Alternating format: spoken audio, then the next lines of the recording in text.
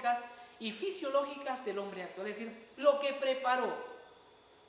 Y el proceso de humanización se describen los pasos de la aparición de elementos culturales que constituyen una forma de vida que se puede llamar genuinamente humana. De hecho, los antropólogos o los que estudian la paleontología, los restos humanos, para determinar cuándo este resto consideramos humano, determinan o se valen de si en estas culturas que estudian tienen entierros. ¿Por qué consideran esto fundamental? Porque determinan que estas personas o estos que están estudiando determinan que ya hay conciencia de un más allá, hay una trascendencia, hay un pensamiento. Por lo tanto, les ayuda a determinar que esto ya no son simios, ya no son a lo mejor un orangután, sino serían ya personas. Por lo que se refiere al proceso de hominización, sobre él versan las investigaciones paleontológicas que buscan el origen exacto del hombre. El problema con el que se enfrenta ese trabajo es explicar por qué, cuándo y cómo el cuerpo de los homínidos evolucionó hasta adquirir un cierto parecido con el cuerpo actual del hombre. Es decir, ¿cuándo? Son aproximaciones, nadie estuvo en ese momento. ¿Por qué? No pueden responder, ¿sí? Porque esto ya responde o es pues diríamos una respuesta ya filosófica o teológica. La hipótesis más sugerente es la que afirma que esos cambios se vieron facilitados en gran medida por un cambio de estrategia sexual y reproductiva de esos homínidos prehumanos. Los componentes de esa estrategia serían pues la monogamia, ¿no? Es decir, ¿por qué se dio que ya este antepasado es hombre? Diría esto, por lo tanto, por los cambios de estrategia sexual, entre ellos serían pues la monogamia. Ahora habría que explicar pues si esto se dio en todas las parejas o en solo una. Hasta aquí las teorías finalistas y afinalistas pues coinciden básicamente, pero en lo referente al posterior proceso de humanización, las dos posturas pues que hemos aludido difieren ya por completo. Para el evolucionismo emergentista, la aparición de las mutaciones antes señaladas y de la misma persona humana y su posterior evolución cultural e histórica señala un proceso continuo y casual, es decir, se dio por casualidad, por azar, nacidas de la estrategia adaptativa de los individuos supervivientes frente a determinados cambios en el entorno. La aparición de la conciencia, ¿cómo explican pues estas teorías evolucionistas emergentistas? Pues la aparición de la conciencia humana se explica por el mismo mecanismo genético de cambios espontáneos o reactivos que dan origen a las especies animales. El problema de esta postura no es solo el modo poco convincente de que explican la aparición casual del hombre y del entero mundo humano, sino el modo asimismo casual en que explica la aparición en el proceso de la evolución. Claro, esto es así porque esto es poco convincente, es decir, que el mono dejó de ser mono por casualidad. Pues esto es poco convincente, inclusive hace falta mucha más fe para creer esto que para creer que esto respondió a una intervención directa de Dios. Lo segundo sería la explicación creacionista.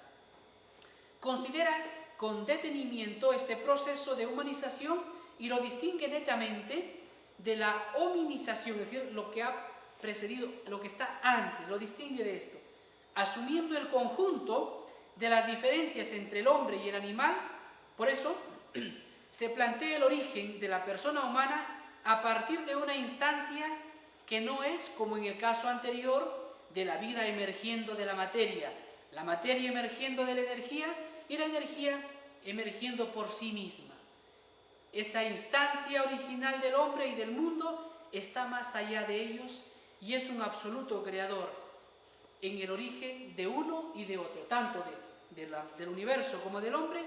Esto es, lo que ha creado esto está por encima, es decir, que no se ha creado a sí mismo, sino que responde o pues está en algo exterior al hombre y a la materia, pues que es Dios. Esta segunda explicación es perfectamente acorde con la concepción cristiana del hombre como ser personal.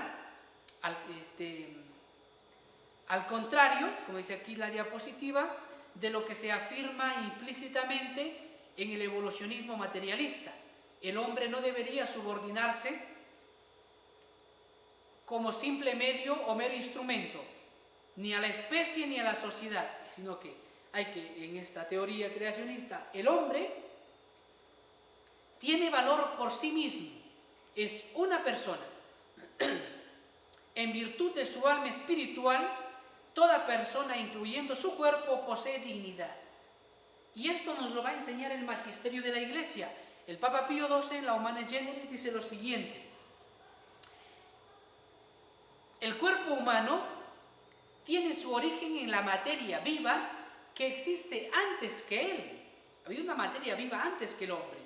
Pero el alma espiritual es creada inmediatamente por Dios. Esto es enseñanza de magisterio.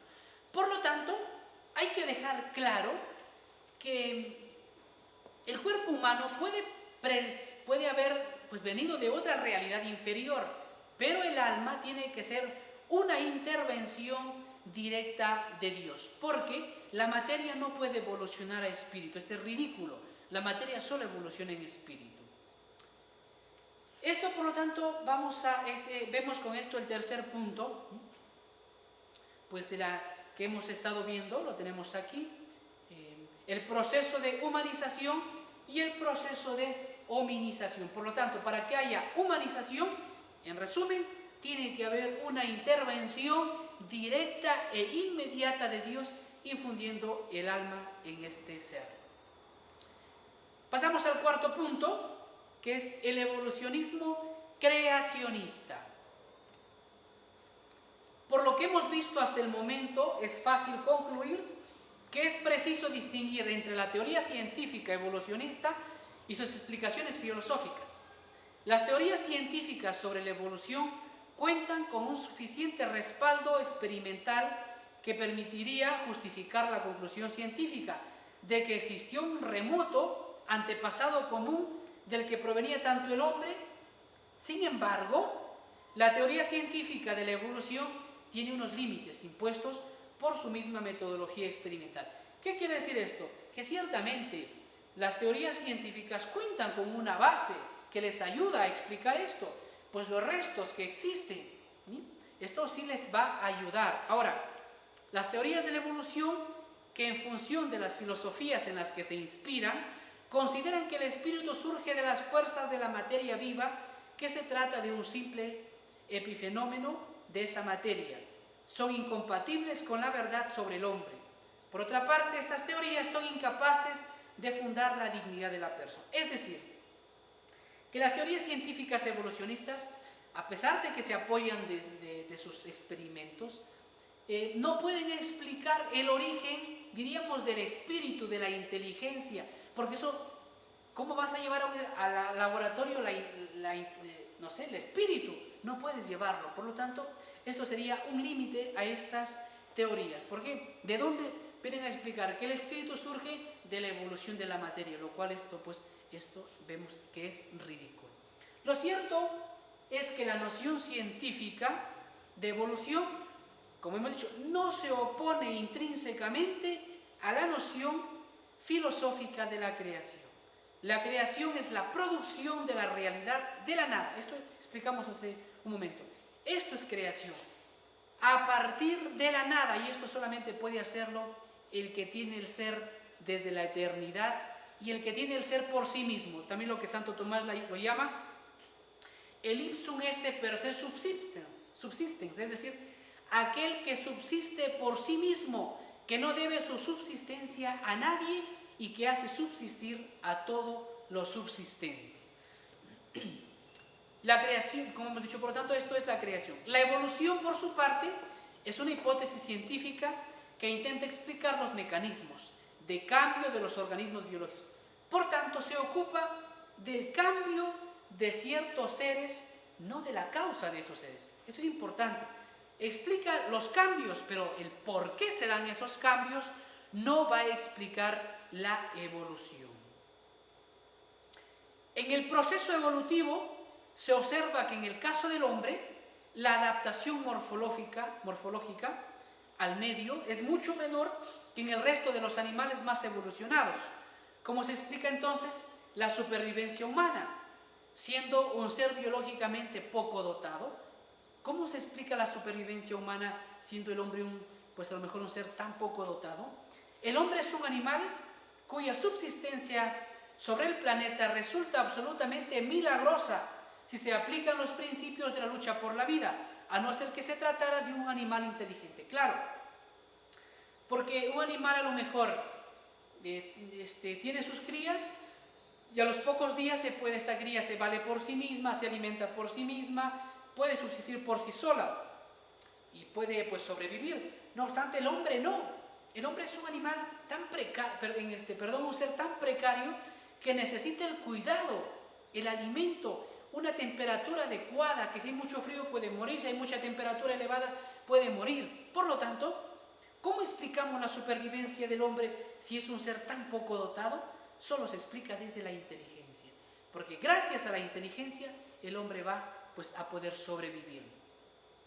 Las especies animales se adaptan al medio, es decir, un mono, vemos a lo mejor pues un lobo que se adapta al frío, es decir, ¿y eso cómo se adapta? Pues su organismo, la sangre, todo su organismo va a producir todos los elementos necesarios para que pues lobo pueda sobrevivir. Es decir, el lobo se adapta al medio, un gato se adapta al medio, un caballo, un cerdo, un chancho se adapta al medio. No obstante, vamos a ver por el contrario que el hombre adapta el medio a sus propias necesidades. Es decir, el animal se adapta al medio, el hombre no. El hombre adapta el medio hacia sus propias necesidades, va a adaptar al medio. Entonces, pues si hace mucho frío, va a inventar pues elementos que produzcan calor. No se va a cambiar de lugar, simplemente en ese mismo lugar va pues a inventar cosas que produzcan calor, es decir, va a adaptar el medio hacia su persona. No precisa la adaptación morfológica, sino que de manera activa modifica su entorno para su supervivencia. El hombre modifica el entorno. El lobo no modifica a lo mejor allí el frío, no modifica las playas. En cambio el hombre sí lo modifica, construye una casa, construye un rascacielos, el hombre modifica el entorno. De esta manera nace la técnica, una de las más claras manifestaciones de la cultura y de la racionalidad humana, mediante la cual el hombre humaniza la naturaleza. Esto es algo pues excepcional. De hecho, ante la realidad actual, pues el hombre, fíjense, ¿no?, ha tenido que adaptarse a los medios y hoy podemos dar una clase de manera virtual y pues a distintos participantes de Cusco, del Valle del Braille, de Iquitos, de San Martín, de Moquegua, de Tacna, de Huánuco y de Chiclayo y distintas partes pues que están participando en este curso. Saludos para todos ustedes, ¿sí? Y fíjense qué importante es la tecnología. Vamos a ver cómo el hombre se adapta a la realidad creando distintas circunstancias. Esto es la técnica. En resumen, lo que podemos decir sobre el origen del hombre es que las hipótesis más o menos plausibles sobre el proceso de hominización no son extrapolables a lo ocurrido después en el proceso, como hemos dicho, de humanización. Sencillamente porque desde que terminó el uno y empezó el otro, se ha introducido en el sistema unas variables nuevas, no deducibles de los elementos y situación anteriores. La racionalidad y la libertad, algo que ha sido creado en cada caso y que nos va a distinguir del resto de los animales. ¿Bien? Por lo tanto, esto sería el cuarto punto, el evolucionismo creacionista. Es decir, claro que Dios puede hacer una creación que vaya a lo mejor de algo inferior, preparando hasta llegar a algo superior. El quinto punto que vemos es el monogenismo y el poligenismo. Mono, como su misma etimología explica, es uno. Génesis, origen, es decir, un origen. O poligenismo, polis, varios. Genismo, origen, varios orígenes. Por lo tanto, es un origen o varios orígenes. Anteriormente hemos afirmado que no existe contraposición entre evolución y creación, o en otros términos, entre teoría científica de la evolución y la concepción cristiana del hombre. No obstante, las teorías evolucionistas con frecuencia presentaban como un hecho innegable la aparición del hombre en el marco del poligenismo, según el cual el hombre procede de un tronco inicial compuesto por muchas parejas, de las cuales proceden los individuos de la especie Homo sapiens sapiens. Es decir, el poligenismo viene a explicar esto, que el hombre procede de un tronco inicial compuesto por muchas parejas, lo cual esto va a tener un problema para explicar, si nos vamos ya a la teología, para explicar el tema del pecado original, porque si hay un tronco común y luego muchas parejas de las cuales se ha dado la humanidad, entonces hay algunas personas que proceden de un tronco de donde no hubo un pecado original. Surge un problema que explicaremos. Pero esta afirmación contradecía la creencia del origen monogenista del hombre, según la cual habría habido una única pareja de la que todos procedemos. El monogenismo se presentaba como un presupuesto necesario, lógicamente, para aceptar la doctrina del pecado original en el que incurrieron nuestros primeros padres y que por generación se transmite a todos los individuos de la especie humana. De hecho, la enseñanza católica dice esto, ¿no? Que por un hombre, como lo dice San Pablo también, por un hombre entró el pecado en el mundo y con él la muerte. Y también por un hombre va a entrar la vida y la salvación. Pero claro, por un hombre, es decir, tiene que haber un hombre que perdió. ¿Qué es el pecado original? Es esto, la pérdida de la gracia y la justicia originales en el que fueron creados nuestros primeros padres. Por lo tanto, esto entraría en conflicto con la doctrina del pecado original. La explicación monogenista es la que en primera instancia parecía más acorde con la revelación cristiana. Así, los fieles cristianos no pueden aceptar la opinión de quienes afirman, o bien, que después de Adán existieron en esta tierra verdaderos hombres que no procedían de él como primer padre de todos, por generación natural, o bien que Adán significa una cierta multitud de antepasados, ya que no se ve esta opinión cómo se pueda compaginar con las fuentes de la verdad revelada y las enseñanzas del magisterio de la Iglesia, que proponen acerca del pecado verdaderamente cometido por un Adán y que transmitido a todos por generación es propio de cada uno. Por lo tanto, ¿qué es lo que quiere decir este texto? Que en primera instancia la teoría monogenista es la que más se adapta para explicar el tema del pecado original. Ahora, no obstante, la formulación monogenista explicaría de manera más fácil la verdad de la transmisión del pecado original.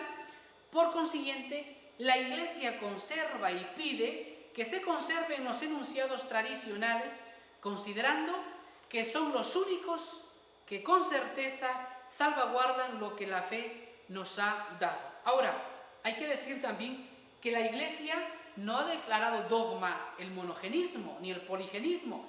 Hoy por hoy lo que dice la Iglesia es que las teorías monogenistas son las que mejor compaginan con la teoría del pecado original, pero que podría darse de otra manera, habría que explicarlo y estudiar. Hoy por hoy es las teorías monogenistas, es decir, la que explican que venimos de un tronco y de un antepasado común y de él todos los demás. Por lo tanto, tendríamos que venir solo de una pareja y de ahí todo lo demás. Todo lo demás.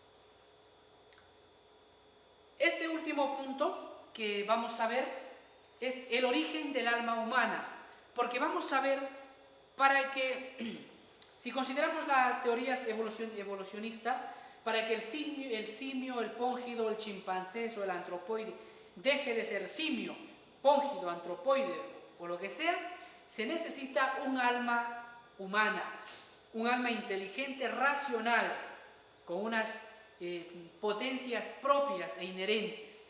Por lo tanto, el origen del alma humana. En la discusión acerca del origen del hombre, se ha apuntado antes a la aparición del cuerpo humano como algo novedoso, es decir, de algo inferior. Pero la unidad sustancial del ser humano reclama también una explicación acerca de otro coprincipio sustancial, el alma. ¿De dónde se origina el alma humana personal? Claro, porque vemos que el hombre es un compuesto de materia y espíritu. El espíritu, el alma, es lo que anima, lo que pone en movimiento el cuerpo, lo que le hace que éste sea un ser pensante, un ser inteligente, un ser con racionalidad. Pues es gracias al alma humana que tenemos pues estas potencias espirituales inteligentes. Una posibilidad es admitir que el alma humana es engendrada al mismo tiempo que el cuerpo, como sucede en el resto de los animales. Esta explicación recibe el nombre de traduccionismo corporal, es decir, que en el mismo instante de la creación del cuerpo. El problema está en el que el alma es un coprincipio sustancial de índole espiritual, no dependiente de lo corpóreo. Por tanto, parece que no puede proceder de la materia porque el efecto y la causa deben ser proporcionados. Claro, siempre el efecto tiene que ser proporcionado a su causa, no puede ser superior.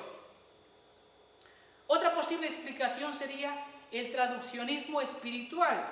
El alma sería engendrada a partir del alma de los padres, pero esta explicación tampoco parece metafísicamente posible, porque eso querría decir que el alma de los padres pues se comunica o comunica una parte a sus hijos, lo cual no tiene sentido porque el alma, las propiedades del alma es indivisible, espiritual, y lo cual no es compatible. Por lo tanto, no se puede aceptar esta explicación del traduccionismo espiritual.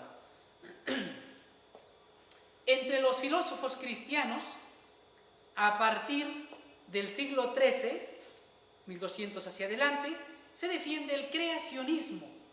El alma humana, puesto que no puede tener causa alguna material, tenemos que admitir que su causa es espiritual, pero no puede provenir del alma de los padres, como ya hemos dicho. Por eso se concluye que el alma ha de ser creada, y como solo Dios tiene la potencia de crear, hay que admitir que cada alma humana es inmediatamente creada por Dios. Por lo tanto, esto hay que dejarlo claro con el creacionismo, que cada alma humana es inmediatamente creada por Dios. No puede venir de los padres, ni puede venir a lo mejor de la materia. En definitiva, podemos concluir, en primer lugar, que el ser humano, en cuanto a su alma espiritual, comienza a existir en unión con el nuevo organismo. En términos de la filosofía clásica, diremos que el alma humana es la forma sustancial de la materia primera del hombre, y la materia primera no puede existir sin la forma, ni la forma sin la materia. Y esto es lo que se ha dicho pues en esta época, ¿no? Que el alma viene a ser la forma del cuerpo, es decir, el alma viene a ser lo que hace que el cuerpo sea lo que es, o que sea ya una persona. Por lo tanto, en segundo lugar, parece necesaria la intervención de Dios como causa eficiente, porque veíamos, en primer lugar, necesitamos una intervención directa de Dios, y en segundo lugar, es necesaria la intervención de Dios como causa eficiente de la existencia del alma espiritual, sustancial y única del hombre, porque de otra manera sería inexplicable su aparición. Por lo tanto, el alma, la creación del alma, como es espiritual, no puede emerger de la materia. La materia no puede evolucionar hasta tener alma. El alma tiene que venir de una intervención de Dios. Por eso, como dijimos, la encíclica del Papa Pío XII, Humanae Generis, viene a afirmar esto, que tiene que haber, para que si hay un antepasado anterior al hombre, tiene que haber un momento en el que Dios interviene infundiendo el alma en este ser para que este ser deje de ser lo que era y empiece a ser una persona. Por lo tanto, esto requiere una intervención de un ser espiritual superior por encima de la materia. Por lo tanto, estos pues son, como hemos visto, los 6 puntos que hemos ido explicando en el desarrollo pues, de este tema. Vamos pasando las diapositivas para llegar a donde quería mostrarles. A ver aquí, hemos visto estos 6 puntos en este primer tema. ¿Cuál es el origen del hombre? Porque antes de hablar de todo lo que vamos a hablar después, es necesario hablar del origen del hombre. Hemos visto qué es el evolucionismo, que viene a explicar que pues el hombre tiene un antepasado inferior del que ha evolucionado hasta llegar a ser hombre. Ahí hemos visto dos teorías finalísticas y finalistas para explicar por qué el evolucionismo. Las finalistas vienen a decir que el hombre se dio por azar, por casualidad, que no responde a ningún proyecto determinado. Y las teorías finalísticas, que serían las teorías cristianas, que vienen a explicar que el hombre responde a un proyecto divino. El hombre tiene tiene un inicio, pero se dirige hacia algo. En un tercer punto hemos hablado del proceso de humanización y proceso de hominización. Es decir, el proceso de hominización, es decir, lo que fue preparándose para llegar a lo que es humano, que sería ya el proceso de humanización. Y lo que diferencia la humanización de la hominización es que en el proceso de humanización está la inteligencia, el alma racional, el superior. Un cuarto punto, hemos hablado del evolucionismo creacionista. Hemos visto que el evolucionismo creacionista no se opone a la enseñanza cristiana. De hecho, hemos dicho que puede haber una creación evolucionista, porque Dios es tan omnipotente como para crear las cosas con su sola palabra, o como para infundir leyes en la naturaleza que lleguen a ser lo que ahora conocemos. En un quinto punto hemos hablado del monogenismo y poligenismo. Hemos dicho que el monogenismo viene a determinar que nosotros venimos de un tronco, de una pareja, y del cual emergieron todos los demás. Y el poligenismo viene a decir que hay un tronco común, pero después muchas parejas. Hemos visto que la que mejor se adapta o la que mejor concuerda con las explicaciones de la doctrina revelada es el monogenismo, que es la que mejor compagina con la enseñanza del pecado original que ha sido cometido por una pareja, por unos hombres, y de ahí de ellos a todos los demás. Y hemos concluido con la explicación del origen del alma humana.